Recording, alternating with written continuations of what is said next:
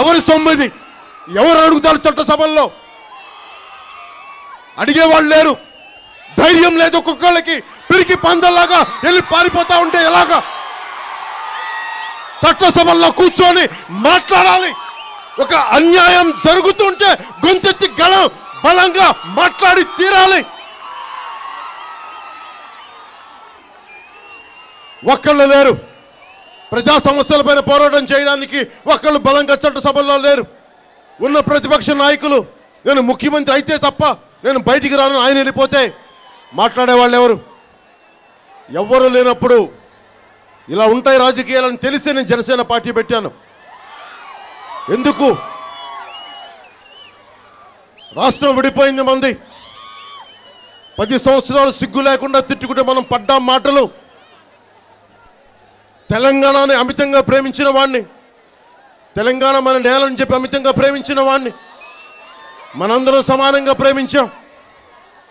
అలాంటిది మనకి సంబంధం లేదు. ఎవరో ముఖ్యమంత్రులు, ఎవరో ఎమ్మెల్యేలు, ఎవరో ఎంపీలు వాళ్ళు చేసిన తప్పులకి ఆంధ్రులు అని చెప్పి అందరినీ జాతి మొత్తం మీద తిడతా ఉంటే ఈ రోజున ఒక్కరికి పౌరుషం లేదు మాట్లాడటానికి. నరసరావుపేట నుంచి, పల్నాడు ప్రాంతం నుంచి తెలంగాణ నాయకులు ముఖ్యమంత్రి గారైన కేసీఆర్ గారికి విన్నపం చేస్తున్నాను. మీరు ఆంధ్ర ప్రజల్ని చాలా తిట్టారు.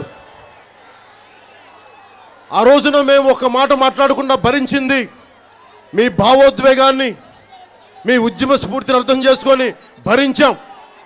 కానీ రాష్ట్ర విభజన తర్వాత కూడా ఇంకా 2 రాష్ట్రాల మధ్య గొడవ అంటే ఇది ప్రజలు అలసిపోతున్నాం. నేను సిపిఐ సిపిఎం వామపక్షాలతో కలిసి మనం 2019 ఎన్నికలు పోటీ చేస్తున్నాం. ఎందుకంటే నాకు కేసీఆర్ గారు తెలుసు. తెలంగాణలో కేసీఆర్ గారి దగ్గరికి వెళ్తే చాలామంది అడుగుతారు, నువ్వు ఎందుకు వెళ్ళావు ఆయన దగ్గరికి, మనం తిట్టిన ఆయన అంటే, అరే చట్టసభల్లో ప్రాతినిధ్యం వహించాల్సిన వ్యక్తులు, రాజకీయ పార్టీలో ఉండాల్సిన వ్యక్తులు ముఖాముఖిని కనపడితే గౌరవం ఇవ్వటం అనేది మన సాంప్రదాయం, మన తెలుగు సాంప్రదాయం అది. అంతేగాని నమస్కారం పెట్టానంటే అమ్ముడైపోయానని కాదు, లొంగిపోయానని కాదు. అది దయచేసి అర్థం చేసుకోండి. రాష్ట్ర విభజన తర్వాత ముఖ్యమంత్రి గారు ఉమ్మడి రాజధాని అయ్యి అక్కడి నుంచి వచ్చేశారు. ఈరోజు అమరావతి అభివృద్ధి ఇంకా జరగలేదు. ఉన్న ఉమ్మడి రాజధాని వదిలేసుకుని వచ్చేశారు. ఒకవైపు ఈ రోజుకి మనకి నాగార్జున సాగర్ డ్యామ్ దగ్గర నుంచి పోలీసులు కొట్టుకున్న పరిస్థితి వచ్చింది కొన్ని సంవత్సరాల క్రితం, దాదాపు 2014లో. మళ్ళీ ఈ రోజుకి కూడా మధ్యలో నోటికి ఓటు అని చెప్పి కొంత హింస జరిగింది. మళ్ళీ నిన్న చూస్తే, గత 2 రోజులుగా చూస్తే మళ్ళీ ఐటీ టెక్నాలజీ మీద, ఐటీ డేటాని, గవర్నమెంట్ ప్రజల డేటాని ఒక ఐటీ కంపెనీ దగ్గర ఉందని చెప్పి దాడులు చేస్తుంటే నాకు ఒకటే అనిపించింది, 2 బలమైన నాయకులు, ఒక తెలంగాణ ముఖ్యమంత్రి గారు కానీ, ఆంధ్రప్రదేశ్ ముఖ్యమంత్రి గారు కానీ, మీరు ఆడుకుంటున్న ఈ రాజకీయ చదరంగంలో, మీ పొలిటికల్ గేమ్స్లో యువత, సామాన్య ప్రజలు నలిగిపోతూ ఉన్నారు. అటు తెలంగాణ యువత నలిగిపోతోంది, అటు ఆంధ్రప్రదేశ్ యువత నలిగిపోతోంది. దయచేసి 2 ముఖ్యమంత్రులకి పల్నాడు ప్రాంతం నుంచి, నరసరావుపేట సభ నుంచి మీ ఇద్దరికి చేతులెత్తి జోడిస్తున్నాను. దయచేసి పొలిటికల్ గేమ్స్ ఆపండి. మేము అలసిపోతున్నాం. తప్పు లేదనుంటే మీరు తేల్చుకోండి. అలాగే కేంద్ర ప్రభుత్వానికి కూడా, మీరు తెలుగుదేశం పార్టీ మీద కోపం ఉంటే తెలుగుదేశం పార్టీని చేసుకోండి, కానీ మధ్యలో ప్రజలు నలిగిపోతూ ఉన్నారు.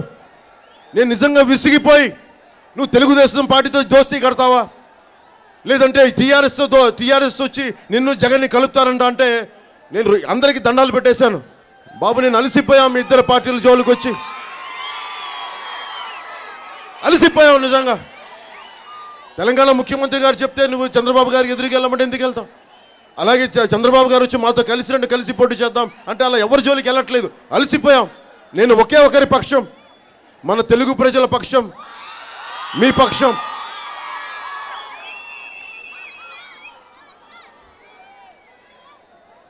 ఇచ్చాపురం నుంచి నరసరావుపేటకు ఇన్ని జిల్లాలు తిరిగాను, తెలంగాణ జిల్లాలు కూడా తిరిగాను, ముఖ్యంగా ఆంధ్ర జిల్లాలు తిరిగినప్పుడు ఇంతమంది యువత వస్తూ ఉంటే అందరిలో ఒకటే ఆవేదన ఉంది. ఒక్కొక్క విద్యార్థితో మాట్లాడుతూ ఉంటే వాళ్ళు అడుగుతుంది, అన్న మాకు నిరుద్యోగ భృతులు కాదన్న కావాల్సింది, మాకు ఉద్యోగం సంపాదించుకునే పరిశ్రమలు పెట్టమని చెప్పండి, ఉపాధి అవకాశాలు ఇవ్వమని చెప్పి మాట్లాడుతూ ఉన్నారు. 5 కేజీలు విపత్తు వస్తే 5 కేజీలు బియ్యం ముఖాన్ని కొట్టేస్తే అన్న మాకు 5 కేజీలు బియ్యం కాదన్న, మాకు 25 సంవత్సరాల భవిష్యత్తు కావాలన్నా అని ఒక్కొక్క విద్యార్థులను కోరుకుంటా ఉన్నారు. ఇలాంటి కష్టమైన సమయంలో రాజకీయ పార్టీలు ఎవరైనా సరే, పెద్దలు ఎవరైనా సరే, ఏ రోజునన్నా సరే మీరు నిజంగా సగటు యువత, సగటు మహిళలు, సగటు ప్రజల తాలూకు ఆవేదన మీరు గమనించారా? ముఖ్యమంత్రి గారు సడన్గా మేలుకొని నేను ఎక్కడికి వెళ్తే అక్కడ సమస్యను వెలికి తీయగానే అక్కడ సమస్య ఉన్నట్టు సరే అక్కడ ఆదోనికి పోతే ఆదోనిలో ఒక మీ కాలేజ్ లేదని విద్యార్థులు చెప్తే ఒక కాలేజ్ స్టార్ట్ చేస్తుంది చెప్పాలా? జనసేన పార్టీ వచ్చి గళమెత్తాలా సమస్యల కోసం? ఎమ్మెల్యే లేరా? ఒక తెలుగుదేశం పార్టీ ఎమ్మెల్యేలు లేరా? ఇక్కడ 32 లక్షల టన్నులు అక్రమ మైనింగ్ జరిగితే దీనిని చెప్పడానికి, చట్టసభలో మాట్లాడడానికి ఒక ఎమ్మెల్యే లేడు. ఇక్కడ ఉన్న వైసీపీ ఎమ్మెల్యే ఏం చేస్తాడు మర్చిపోయారా? ఆయన కూర్చోబెట్టి ఇంట్లో కూర్చున్నారా? మాట్లాడటం మీ బాధ్యత కాదా? అందుకనే యువతకు నేను మాటిస్తున్నాను, మన సహజ వనరుల్ని ఎవరన్నా తీసేస్తే, అంటే ఎంత దారుణమైన ట్యాక్స్ ఉందంటే, ఎవరన్నా ప్రభుత్వ అధికారులు అంటే లంచాలు తీసుకుంటే వాళ్ళ దగ్గర నుంచి కూడా ఇక్కడ కమిషన్ తీసుకుంటున్నారు ఇక్కడ ఎమ్మెల్యేలు. నాకు అది కూడా ఆశ్చర్యం కలిగింది, ఇలాంటివి కూడా జరుగుతాయని.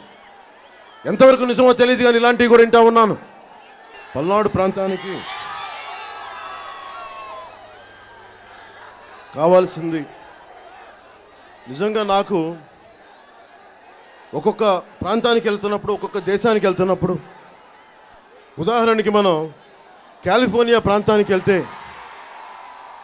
ఇజ్రాయెల్కి వెళ్ళినా నేల సమస్య కాదు, నేల కాదు, ఉన్న నేలలో ఎంత అభివృద్ధి సాధించగలం అనేది ఒకరి తాలూకు విఘ్నత, తెలివితేటలు, ముందుకు తీసుకెళ్ళగలిగే సత్తా అక్కడ రాజకీయ వ్యవస్థకి. ఇదే ఇజ్రాయిల్లో మన రాయలసీమ నేలలాగా మన పల్నాడు నేల లాంటి నేలది ఇజ్రాయిల్. ఈ రోజున ఎంత టెక్నాలజీ ఉంది, ఎంత వ్యవసాయ అభివృద్ధి ఉందంటే, ఈ రోజున మనం ఇంపోర్ట్ చేసుకునే టెక్నాలజీ తిప్పి కొడితే మన పల్నాడు అంత దేశం కాదు అది ఇజ్రాయిల్. అంటే మనకి ఇంత సంపద ఉంది, ఇంత మేధోశక్తి ఉంది మన యువతలో, ఇంత మేధో సంపత్తి ఉంది. ఇంతమంది యువతకి ఉపాధి అవకాశాలు రావాలంటే ప్రభుత్వాలు ఉన్న వనరుల్ని దోచేసి ట్యాక్సులు కట్టకుండా వీటి మీద దృష్టి ఉంది తప్ప, ఇన్ని లక్షల మంది, ఇన్ని కోట్ల మంది యువతకి ఉపాధి అవకాశాలు కానీ, ఉద్యోగ అవకాశాలు కానీ, పరిశ్రమలు రావాలన్న కానీ ఆలోచనలు, దీని మీద చట్టసభల్లో మాట్లాడే విధానాలు లేవు.